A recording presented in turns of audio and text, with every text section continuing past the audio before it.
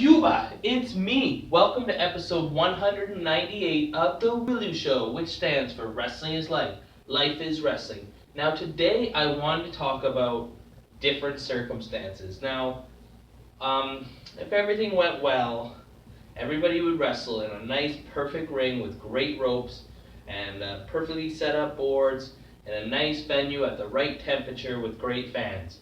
But some things happen sometimes, and that does not happen. There's been a couple different circumstances for me that I know of where it wasn't exactly ideal, and you gotta change and do what you gotta do and still try and perform under different circumstances. The first one probably happened to a lot of people, wrestling in a broken ring. The first time that ever happened to me, I was wrestling in a four-way match, and I was in the corner, and Paul Wright did like a knee or something to me in the corner, and the middle rope broke. And so what are you gonna do? That happens quite often in wrestling. At least it wasn't the top rope, so you can still do generally what you were planning on doing.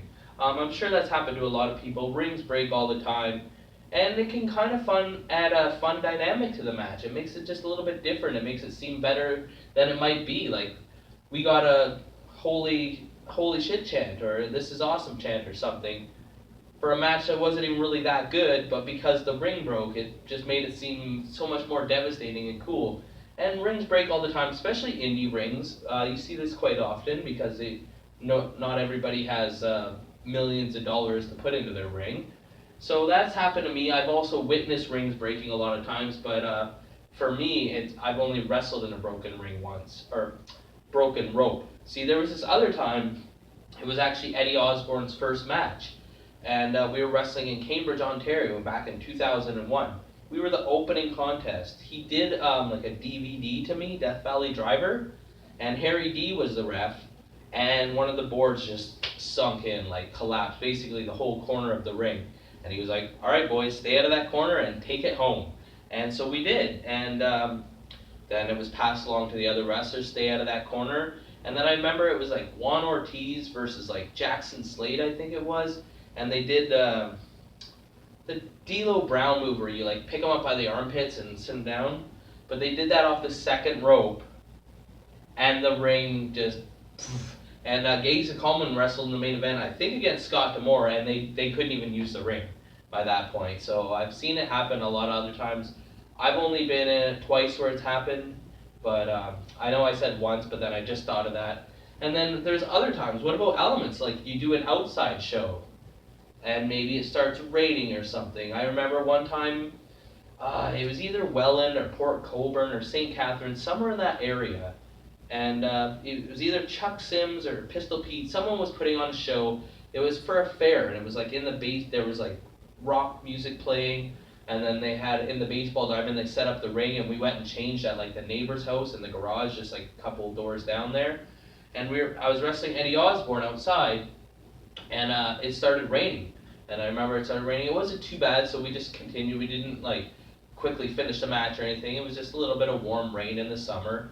And I remember I climbed up the baseball diamond backstop thing and gave him like the Vader bomb splash where he does like the backsplash off of, it wasn't the top of the diamond, it was probably halfway up. But I remember that because I hurt my knee, and then the ground was starting to get wet and muddy, and then our boots were getting all in the ring. Probably was not a good idea to take it outside of the ring. So sometimes elements become a factor, and there's not really much you could do. You could either just go with it, or you could just quickly end the match. What are you going to do? And then sometimes there's no ring at all. Have you ever had that happen? That's happened to me one time. I was wrestling in Lockport, New York. I believe it was Lockport, New York. It was somewhere over the border. It was somewhere in New York. And I was scheduled to wrestle Mike Hart. And we all went down there. And we went, and they were going to bring the ring across the border. Well, I can't remember what happened exactly, but somehow the ring got turned away at the border. So the best they could come up with is they found a boxing ring, which is not the same as a wrestling ring. And I just remember everyone was like, oh, it's way harder, you don't got to do a lot of stuff. And me and Mike Hart were very young and gung-ho, so we still went all out and did what we were planning to do. But some of the we were smaller too, but some of the bigger guys were like, we ain't bumping in this, or they would just brawl on the outside, and they changed their matches significantly because it was a boxing ring and not a wrestling ring. But sometimes that kind of stuff happens, or like an injury, so you have to cut the match short, or whatever the circumstances may be. So I want to hear, is there any funny stories, like if you're a wrestler, what kind of circumstances have ever been different for you when you wrestled?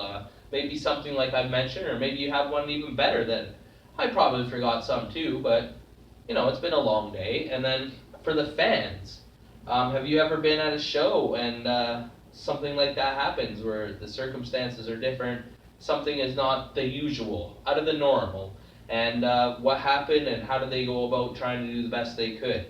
Because on the W.I.L.L.I.W show, I love to hear what everybody else has to say. That's why I always say like, or you get a leg drop, comment, or you get a clothesline, subscribe, or you get a suplex. I'm your host, Elian Habanero. I love wrestling. Cuba.